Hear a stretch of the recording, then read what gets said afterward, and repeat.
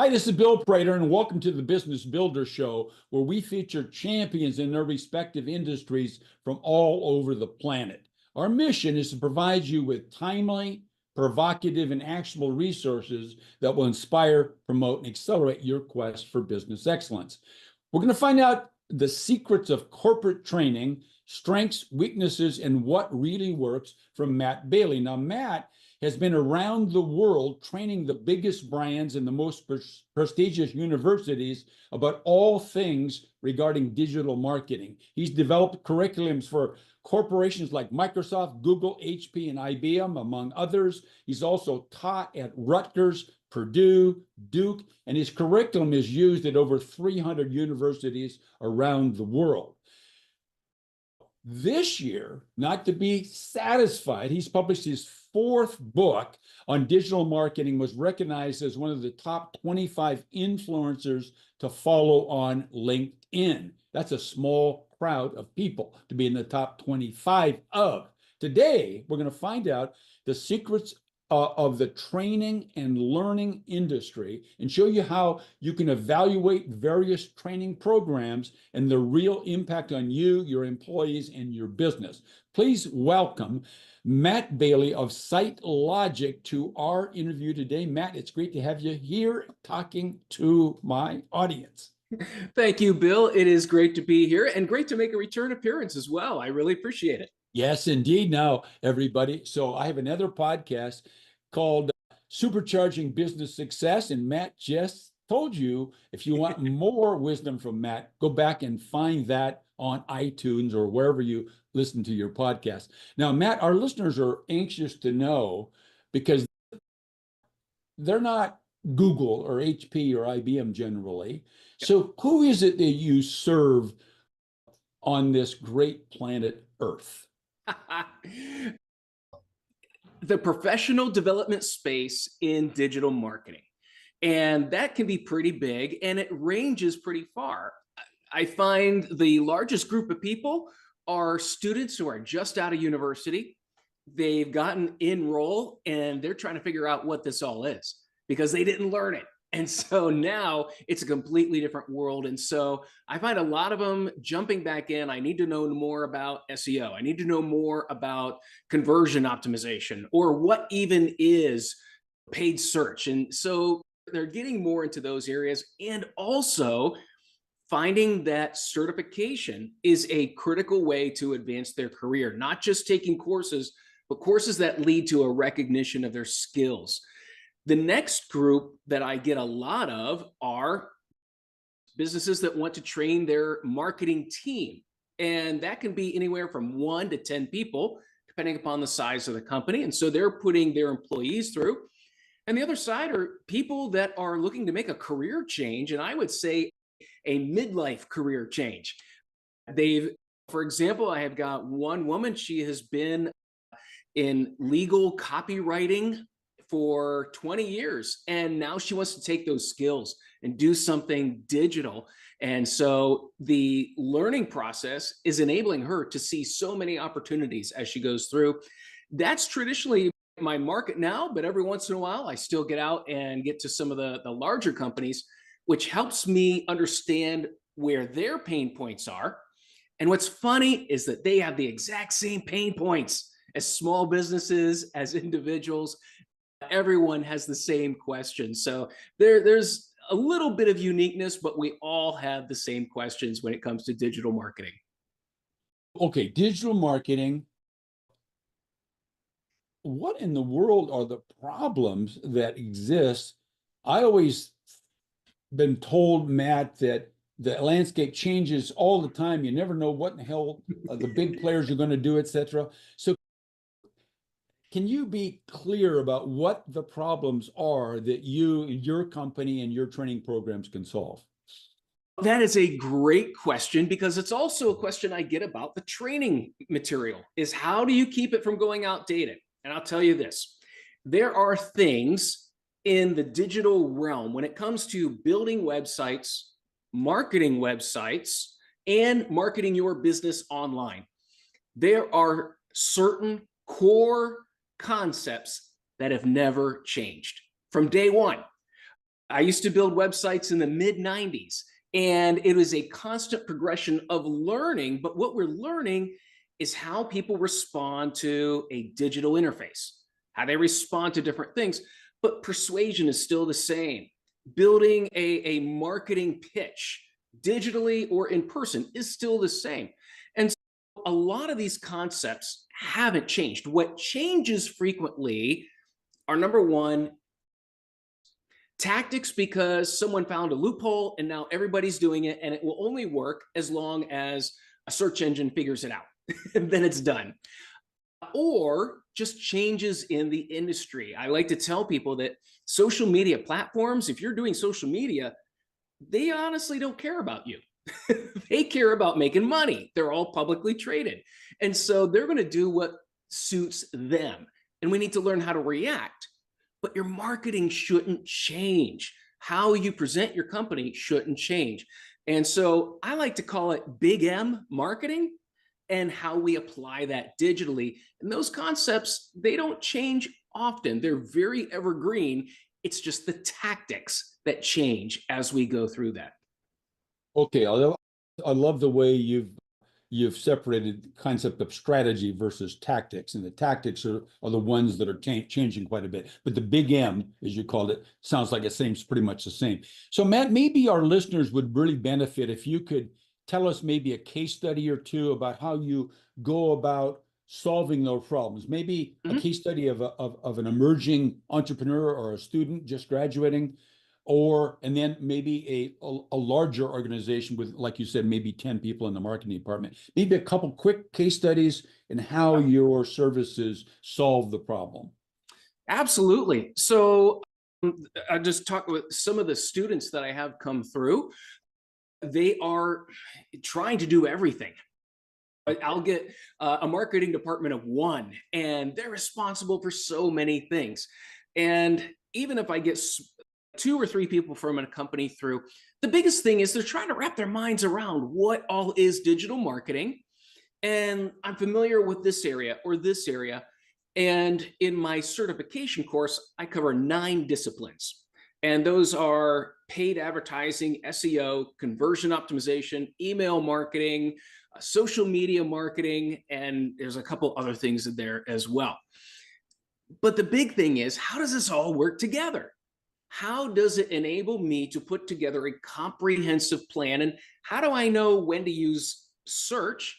How do I know when to focus on email? How do I know when to use paid media? And so it's understanding how all of these things work together, but also how they meet the organizational objective. That is the key, because the big problem that I run into is many times these digital marketing disciplines, for example, social media marketing, it many times runs a completely different path than the corporate objective. And so someone at C-level will look at their social feed and say, what are we doing? What are we getting out of this? And the problem is you're lacking that alignment. Whoever is running your social media has not been properly trained on how to read the corporate objective, align the content to that, and give their messaging that aligns with the brand. And so it's, how does it all work together? How does it work with the company? And once we get those things set up, then what we're producing is people in the marketing department who have a broader understanding of the disciplines available to them, or the choices available to them to promote the brand, and how to integrate it into each channel. And then how to measure it, how to respond to it. And then the sort of the cap on all of our training is how to communicate it. It's one of the things I'm seeing in this industry is we've got a lot of people who can learn the skills, but how to communicate what they've learned, and how to make recommendations to a client or a partner or a manager or a CEO. And not only make a recommendation, but make a recommendation with economic impact. It's not enough just to say, I think we should turn this from blue to green. Okay, that's your opinion. But if you say, we've tested this and we found that green works 5% of the time more, What's 5% of the time more? If I can put a dollar sign and say 5%, that's about $200,000. Okay, now we're talking the CEO language. And so many times it's not enough just to know the information, it's knowing how to translate it into the language that business speaks, and that's financial. Okay. Our listeners are listening to you, and you've mentioned all this breadth and so forth. And one thing that's really broad, and they've seen it all the time, is tons and tons of competition in this space, claiming to solve all of these SEO, paid advertising, using webinars for this or that, and on. So, Matt, you're a superstar at differentiating yourself from your competition. So, share with our audience how you and SiteLogic is so different than the competition, and how you guys put the competitors, if you will, in the rear view mirror all the time. Sure.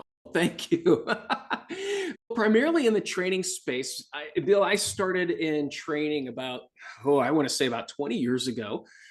I was brought into a major organization to develop a training system for them. And what they wanted was, essentially, they wanted speakers to do a voiceover PowerPoint for about 40 to 60 minutes.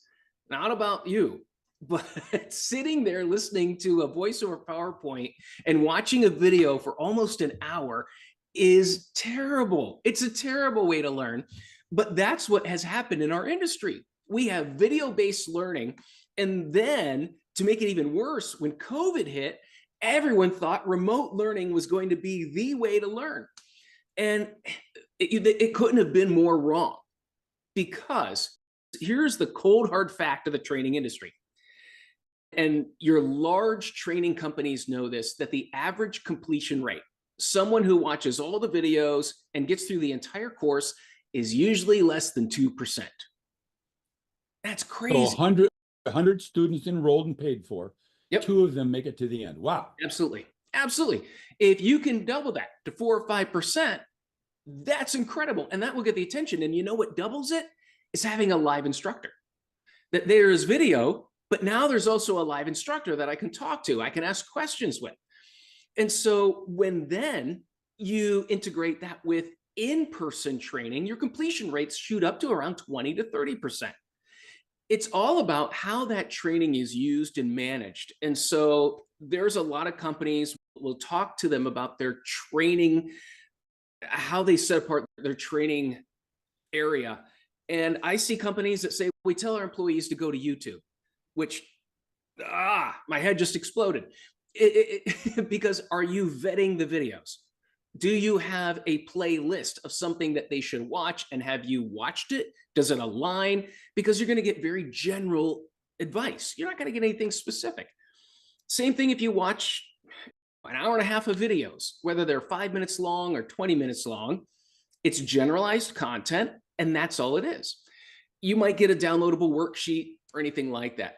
And then there are companies that offer instructors that will help guide students, but usually those instructors only have 1 to 3 years experience in the industry, because how much they're paying them is so low that anyone with more than 5 or 10 years is not even considering that as an option.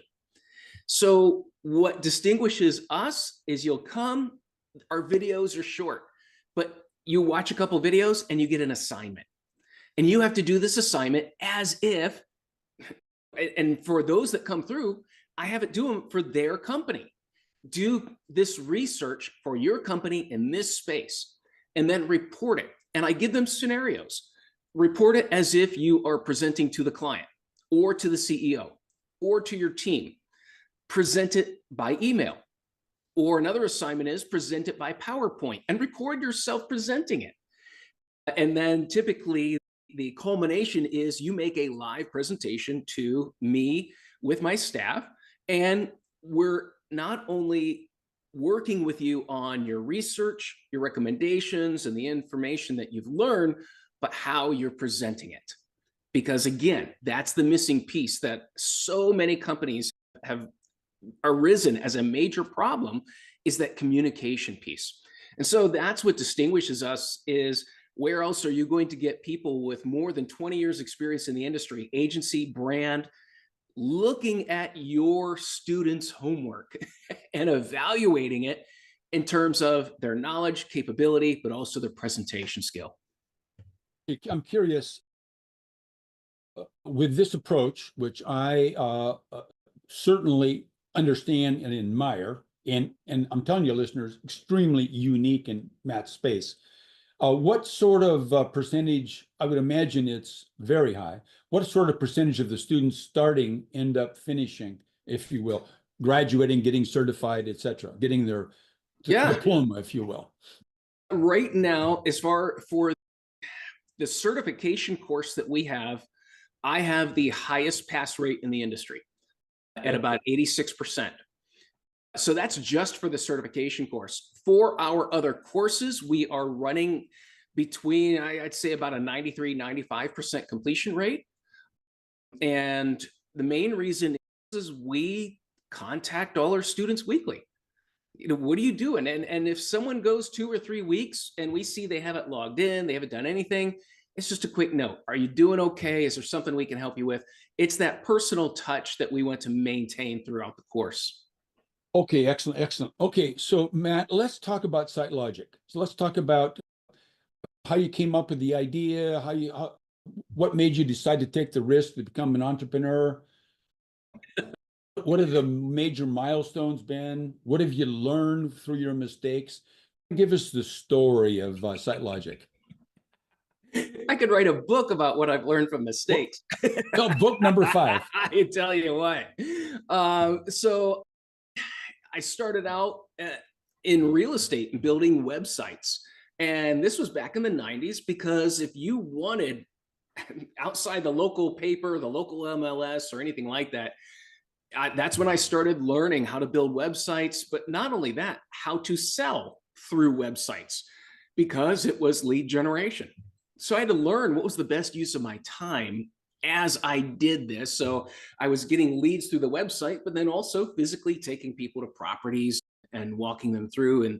But I learned that the website was a whole lot more fun. So I went, then from there, all I had to do was go to an agency and tell them I know how to get rankings in Google. And in 1999, that was the skill.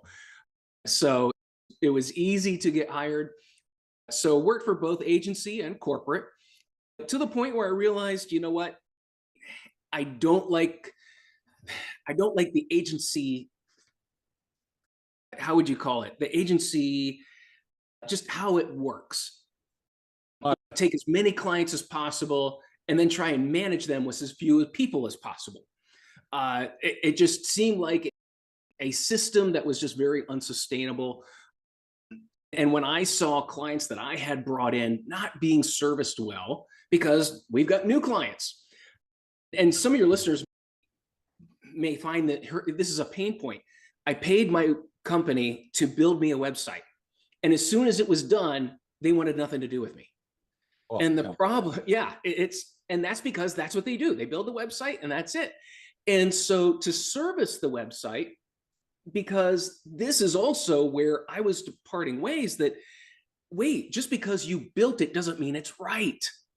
There's 100 things that we've got to learn from the analytics as people use it, and we can improve the site. No one wants to do that. And so when I started my agency, it was pure, let's market your site, let's find the issues, let's optimize it, not just for rankings, but for sales, for leads. And that's where I had a couple of great analysts, and we focused on user behavior. What were people doing? And that was where we found that companies, if they aren't evaluating how people use their site, they're leaving money on the table and their competitors are getting it. And as an example, we worked with a well-known company that was selling direct, and they were getting less than, I think it was a 0.02% conversion rate for sales. And it was still, that was some pretty good money. We went in, we changed their whole shopping experience. We laid out, make these pages, make these buttons, focus that out. And the difference was the next month was literally millions of dollars. Once they fixed the process, made it easier to understand, looked at it from the visitor standpoint So rather you're than talking about, programming. you're not talking about SEO. You're talking about once people are at the website, you Yep. change their experience in such a way to, that's a fantastic story. Thanks for sharing that one. But that's the thing is, this is going to be our number one problem over the next few years. I'll ask you, Bill, how many times have you been on a website that you get frustrated because it asks you to put in something and then you get an error? It didn't tell you what format to put it in. Or I see this all the time when I go put in a credit card and it gives me months by month rather than month by number. Because what's on our credit card? A number. It's not February, it's 2. It's things like that where you have a programmer making it and it makes complete sense to the programmer. That's what the spec says. From a user standpoint, my mother was our number one test subject. She would use websites and we would find the obstacles because if she said it doesn't make sense, this field doesn't work, what are you trying to put in there? Based on what this says, I'm trying to do that. And so nothing upsets her more than dealing with the healthcare websites now. And I have to tell her many times, that's not your fault. This is the fault of the company because they've not set it up, they've not tested it. This field does not work properly. And that is going to be our problem, a huge problem for the next 5 to 10 years is the user interface and not focusing on, we could go through a litany of reasons why we need to be more aware of what people think and do and how they look through the website. There is so many things that are just not built wrong, but they aren't built correctly for a human.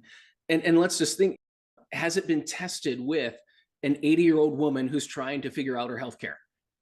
If that's your audience, have you tested it with that audience? That's the key of what we're looking for. Give us another couple of milestones, and because that story you just told me wasn't yesterday's story. I'm thinking that was a story that took place a while ago. Yes, yes. So your company's continued to evolve. Mm-hmm. So next milestone, next major one after this website activity. I started getting invitations to speak and teach. Okay. So I would teach other agencies what we were doing. I was speaking at conferences, speaking for different companies and training. It came to the point where I had to choose where I wanted to go because doing both the agency and the training was becoming very difficult. And I had, at that point, 3 young children, a 4th on the way, and had to make a decision what to do. And one of our partner companies acquired all of our clients and hired all my employees. And as I like to tell people, I started over in the basement. We went, training was where I absolutely loved to work and help build people.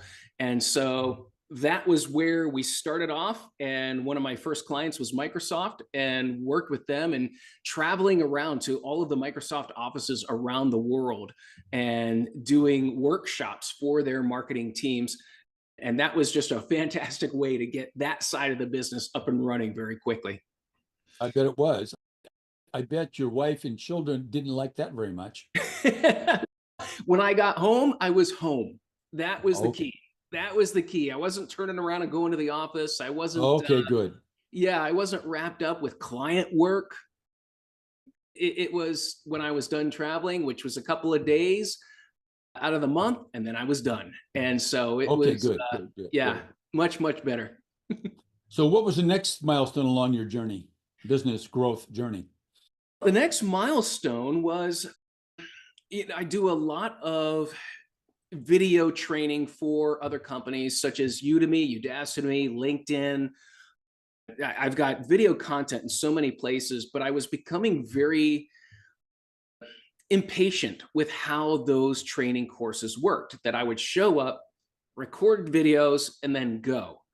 And as I said earlier, there's so much more to learning than that. And so I had a vision of building my own training site, my own training portal, where the content would be available to anyone, not just the large companies that I'm going to, but I could take these trainings, these activities, the feedback, and give it to people and enable them to have that. So at that point, prior to 2020, I went back and got a master's degree in instructional design. Okay. And that is an educational degree on how to develop courses, both online and offline. Okay. And So what schools teach that degree? Is that oh, that's that not is everybody? that is actually, it's become one of the fastest growing degrees in education. Oh, interesting. Yeah. Great. So there were a lot of younger teachers getting their master's degree. I'm coming in as one of the oldest people in the course because I want to learn how to put together a course. I want to learn what is involved in that. So learning theories. How do people learn? How do you put together a course? How do you get feedback? How do you structure learning? It was amazingly valuable. Some of those lessons that I learned, it was things that I feel like I had made enough mistakes. I backed into that learning, and now I learn there's a name for it. Oh, fantastic. There's a whole body of knowledge about this that I didn't know, but I learned by trial and error. So that's what I got out of that, but also learned extremely effective techniques of teaching, of putting together an online course, and how to structure those courses to maximize learning, to maximize retention. There is a science to it. And once I learned that, it changed how I taught online, changed how I taught offline. And that now, over the past few years, I've been developing these online courses to give that access. And to me, these are like, once they're out there, I am proud of them. Because I'm not just giving people videos to sit at home and watch. It is active learning. You watch it, do it, and then you get immediate feedback, which is what people need in learning. I was just talking to someone today who's in a very technical field of digital marketing. And when I asked them, what's the best way to learn? Her answer was, find a mentor. And I'm seeing this more and more in these specialized areas: mentorship, apprenticeship. This is how you're going to access knowledge of someone who's done it. Because to go try and find it online, you don't know where they're coming from. You don't know their history. You don't know what they know. It's not until you're actually working with a master that you get the benefit of that master's knowledge. What's your staff look like? How do you got a management structure? Do you have contractors? Do you have a combination of employees? So you mentioned certifications and so forth. So tell us how you've organized your business. I am probably as slim as you can be right now, but we are growing. I have a full-time social media content person. Her job is really just to keep us going on LinkedIn. Now, what's great is she takes the body of work that I've put together over 20 plus years. And as she said, she's got content to go for the next 20, because she's taking and she's learning, and what she learns, she puts out. And so that's keeping us going. It frees me up to focus on education and the content. I've got a lot of different contractors that I'll work with. I've got a virtual assistant that helps me with student relations, calling up the students, doing promotional emails to our leads. So what I will do is I will do virtual or part-time or contract until I see there's a return. If we invest in this, then we jump on it. It's got to be sustainable before we move into that next thing. And that's just a lesson I learned from the agency world. You grow too fast, and then you end up firing people when you lose a client. Yeah, absolutely. No doubt about it. It's great to have a bench. But it's better to have a game. Yeah. So I contract out specialty work. because I want to get people who know what they're doing. And once in a while, I'll bring someone in, my social media assistant. She's fresh out of university, but man, when I saw what she did and how she works, she was worth it. She showed that drive in the initiative. And so I'm investing in her. And Beautiful. so that's really, I want to see sustainability before I grow and then keep that momentum. So, what do you feel is holding you and SiteLogic back at this very moment? Ad budgets. Okay. Advertising budgets. That's what anyone in this economy, everyone's thinking about is ad budgets. And that's the thing. I deal with the same problems that clients deal with, that other entrepreneurs deal with. Is I want to grow here, but I got to put some money here, and I have to advertise. So, and it's where's going to be the best bang for the buck? Where are we doing? I go through those same issues and thought processes as others. And I'm in that phase now. We launched a large group of courses, and now coming into the fall, we're trying a couple different areas to see what works. Okay, excellent. But yeah, ad budgets always. Matt, so how can our listeners contact you? What's the best way? Certainly LinkedIn would be one of those, but what are some other avenues to get a hold of you, sir? Yeah, LinkedIn is one. The most direct route is my website, and that is SiteLogic, SITE, logic, SiteLogic.com.